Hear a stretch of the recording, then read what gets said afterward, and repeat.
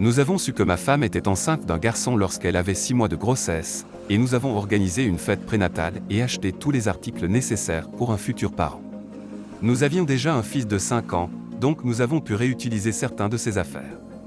Lorsqu'elle a commencé le travail, j'étais à ses côtés.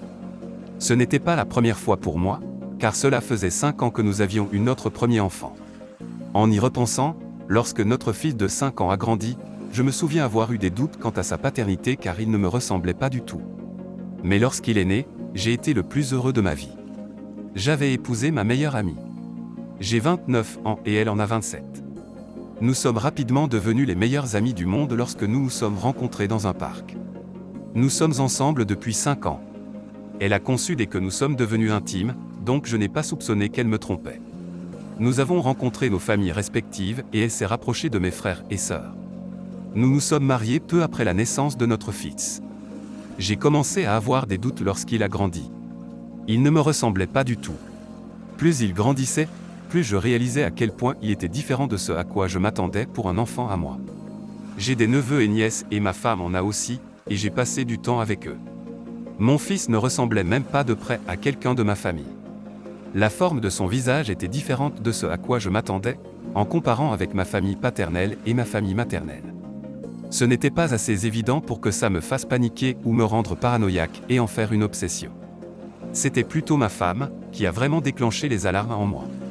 Chaque fois qu'elle sortait, elle n'allait jamais où elle disait qu'elle allait. Elle avait de grandes périodes inexpliquées dans son emploi du temps. Par exemple, un jour de semaine, elle m'a dit qu'elle rentrerait tard du travail parce qu'elle devait rendre visite à une amie à l'hôpital. Normalement, l'horaire de travail de ma femme lui permet de libérer la babysitter, mais comme elle m'a dit qu'elle allait voir une amie à l'hôpital, j'ai dû quitter le travail plus tôt pour prendre le relais de la babysitter. Pendant que je m'occupais du bébé, j'ai parcouru Facebook pour trouver l'amie qu'elle prétendait aller visiter à l'hôpital. À ma surprise, l'amie qu'elle prétendait avoir visitée avait publié une photo il y a quelques minutes et elle était en vacances avec sa famille. Quand ma femme est rentrée à la maison, je l'ai confrontée à ce sujet et elle m'a dit que c'était une vieille photo. À sa réaction, j'ai soupçonné qu'elle mentait. Donc, j'ai fait le nécessaire en prenant des nouvelles de l'amie.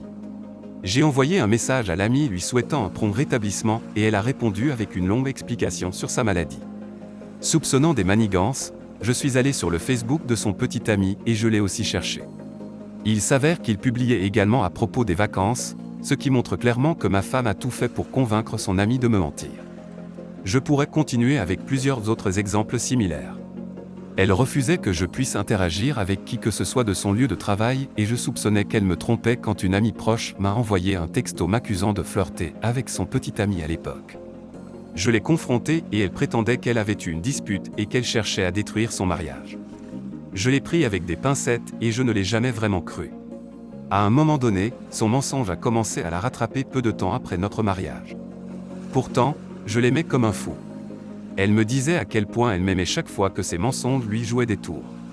Quand je la surprenais dans son labyrinthe de mensonges, elle essayait de me culpabiliser en disant que j'étais trop contrôlant et que je l'étouffais. Donc, quand elle est tombée enceinte, j'ai pensé que ce serait un nouveau départ. Je pensais que nous allions recommencer à zéro. Là, j'étais dans la salle d'accouchement en attendant ce que je pensais être mon deuxième fils biologique, réconfortant ma prétendue femme en présence du personnel médical qui se préparait pour l'accouchement imminent. Elle avait tellement mal et disait que c'était de ma faute si elle vivait cette douleur. Pendant que je me tenais là, à ses côtés, lui tenant la main fermement, lui offrant des mots d'encouragement et de réconfort, l'atmosphère était chargée d'anticipation. Je me souviens de chaque seconde de ce moment car cela a marqué l'expérience la plus traumatisante de ma vie, plus traumatisante que la naissance de notre fille de 5 ans. Alors que les contractions s'intensifiaient et que l'équipe médicale la guidait à travers les étapes de l'accouchement, en la coachant sur les techniques de respiration et en lui apportant soutien et réconfort tout au long du processus, je restais à ses côtés, lui tenant la main. J'aurais aimé pouvoir prendre sa douleur sur moi. Alors que l'équipe médicale se préparait pour la dernière étape de l'accouchement, j'étais prêt à accueillir un autre fils dans le monde. Enfin, le moment arriva, toujours à ses côtés, assistant à l'aboutissement de mois d'anticipation et d'amour. J'entendis le bébé pleurer avant de le voir.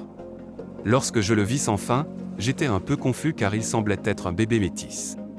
Tout le personnel médical, à l'exception du médecin, agissait comme si tout était normal. Si le médecin ne m'avait pas regardé de cette façon, j'aurais cru que je rêvais. Le médecin me regarda comme s'il voulait confirmer quelle était ma race avant de se ressaisir. Il était évident comme le nez au milieu de la figure que le père du bébé était d'une autre race. À ce moment-là, j'ai eu l'impression que mon âme quittait mon corps, comme si j'étais figé, alors que tout le monde ne voyait pas que ma femme venait juste de donner naissance à un bébé métis. Je sentais la pression de ses doigts autour de ma paume se resserrer de plus en plus alors que je sentais mon monde s'effondrer autour de moi. Ce n'est qu'après le départ de l'équipe médicale que j'ai repris le contrôle de moi-même. Je voulais la confronter, mais elle était trop fatiguée et somnolente. J'ai quitté l'hôpital et je ne suis jamais revenu. Sa famille l'a aidé, ainsi que le bébé, à rentrer à la maison car j'ai refusé de les aider et je ne voulais pas rester pour signer l'acte de naissance. Maintenant, sa famille pense que je suis une personne terrible, sans mentionner qu'elle est celle qui a trompé. Peu de temps après, j'ai fait un test ADN sur mon fils de 5 ans. Le jour où j'ai reçu les résultats de ce test a été le jour où j'ai entamé une procédure de séparation pour mettre fin à mon mariage bidon. Elle était encore en convalescence après l'accouchement lorsque je lui ai remis les papiers du divorce. Ma mère et ma sœur étaient chez nous car elles l'avaient aidé à sortir de l'hôpital et elles étaient présentes lorsque je lui ai remis les papiers du divorce. Elles ont commencé à se montrer agressives en me traitant de père absent et d'irresponsable. Les 3 d'entre elles me suivaient dans la maison, se mettant devant mon visage et essayant de me pousser à la violence. Je savais qu'elles voulaient me provoquer pour que je devienne violent, afin de pouvoir appeler la police et utiliser cela contre moi pendant la procédure de divorce. Je n'ai pas mordu à l'hameçon. Jusqu'à présent, j'avais été un bon père pour son fils. J'ai été le meilleur père possible pour lui.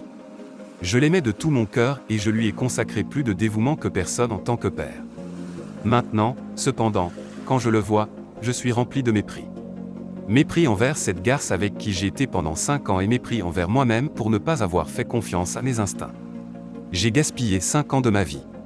Tout ce que j'avais et pourquoi j'ai travaillé est parti, et le fardeau émotionnel est encore pire. J'ai été qualifié de monstre par plusieurs personnes pour avoir laissé mon fils comme ça. J'ai essentiellement pris quelques vêtements et je suis allé me loger dans un hôtel à long terme. J'y suis resté jusqu'à ce que je trouve un appartement et déménage une partie de mes affaires, laissant tout le mobilier avec elle. D'ailleurs, elle y a contribué pour une part. Je préfère qu'elle le garde.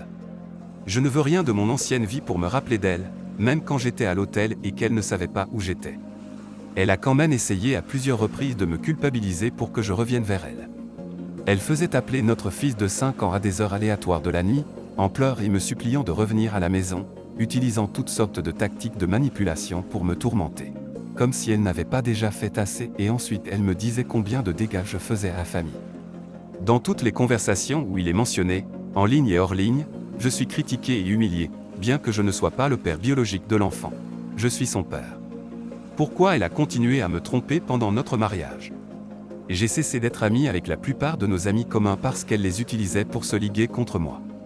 Ils m'ont qualifié de personne méprisable pour avoir abandonné l'enfant de cette manière, comme s'ils souhaitaient que je continue à être trompé, malgré la difficulté que cela représentait pour mes parents et mes frères et sœurs.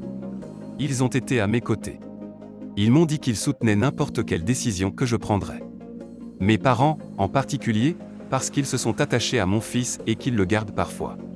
Je comprends à quel point c'est dur pour eux, mais chaque moment avec lui me rappelle sa trahison et à quel point j'ai été naïf. Je suis tristement arrivé à la conclusion que mes sentiments ne signifiaient pas grand-chose pour certains de nos amis et membres de la famille les plus proches. Ils estiment que je devrais prendre mes responsabilités pour un enfant qui n'est pas le mien. Je comprends que le garçon est innocent, mais moi aussi. La faute incombe à sa mère, mais personne ne semble lui demander des comptes. Tout ce qu'il pense, c'est que j'abandonne un fils dont le test de paternité a déjà prouvé qu'il n'était pas le mien. Je sais que l'homme qu'il considérait comme son père toute sa vie s'est simplement enfui, mais on attend de moi que je prenne mes responsabilités et que je fasse comme si tout allait bien. Certains amis et membres de la famille ont essayé de me faire culpabiliser en disant que je ne l'ai jamais aimé ou que je cherchais toujours une porte de sortie. Il est difficile de transmettre mes émotions à travers des mots écrits, mais le fait qu'il m'accuse de laisser la haine vindicative détruire la vie de mon fils de 5 ans me fait penser qu'il me considère comme une personne sans importance. Quelle part de la responsabilité lui incombe-t-elle? Tout le monde la ménage. Qui va la tenir responsable? Je suis censé être le père d'un enfant qui n'est pas le mien et juste accepter d'être cocu. Dois-je attendre qu'elle ait un 3e et un 4e enfant? Quand est-ce que cela prend fin? Et moi alors? Je suis aussi un être humain. J'ai aussi des sentiments. Je ressens de la douleur. Je ressens la trahison. Je ressens aussi une diminution de ma virilité. Pourquoi devrais-je mettre ma propre vie et mes propres sentiments de côté? Je n'ai jamais été le père de ce garçon. Je l'ai aimé comme si je l'étais, et honnêtement je l'aime toujours, mais je finirais par le détester et le mépriser si je devais jouer ce rôle, et je me haïrais de ne pas me relever et de reprendre ma vie en main. Ce n'est pas mon enfant, et même s'il est innocent, il ne devrait pas être mon problème. Nous savons tous de qui est la faute pour ceux qui disent que je dois rester dans la vie de son fils et être son père. Ce n'est pas réaliste car nous sommes en train de divorcer et je vais demander une déclaration judiciaire de non-paternité. Vous semblez oublier que j'ai été trompé, menti et utilisé par une femme égoïste et creuse qui n'a pas épargné ses enfants dans ses mensonges et sa tromperie. Il est une victime de ses agissements et innocent, mais cela ne change jamais la réalité cruelle dans laquelle nous nous trouvons. Je ne le déteste pas. Cela me rend tellement triste quand je pense à ce qu'il ressent. Mais tout ce que je vois quand je le regarde, ce sont les 5 années de ma vie pendant lesquelles on m'a menti, les 5 années de ma vie où j'ai été utilisé et les 5 années de doute et de frustration accumulées envers une femme qui m'a utilisé. Je ne peux pas mettre de côté ma haine pour essayer d'être dans sa vie parce que la vie que j'ai vécue avec lui n'était qu'une façade créée par sa mère. Voilà la réalité cruelle à laquelle je dois faire face et je ne peux simplement pas, en toute honnêteté, me mettre moi-même ou lui à travers cela plus longtemps. Elle sait qui est le père, alors pourquoi tout le monde ne le recherche pas, et le trouver? Est-ce que tout le monde est devenu fou? Ce n'est pas facile pour moi.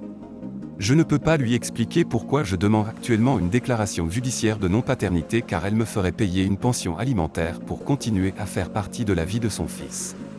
Je ne sais pas pourquoi elle ne veut pas chercher le vrai père.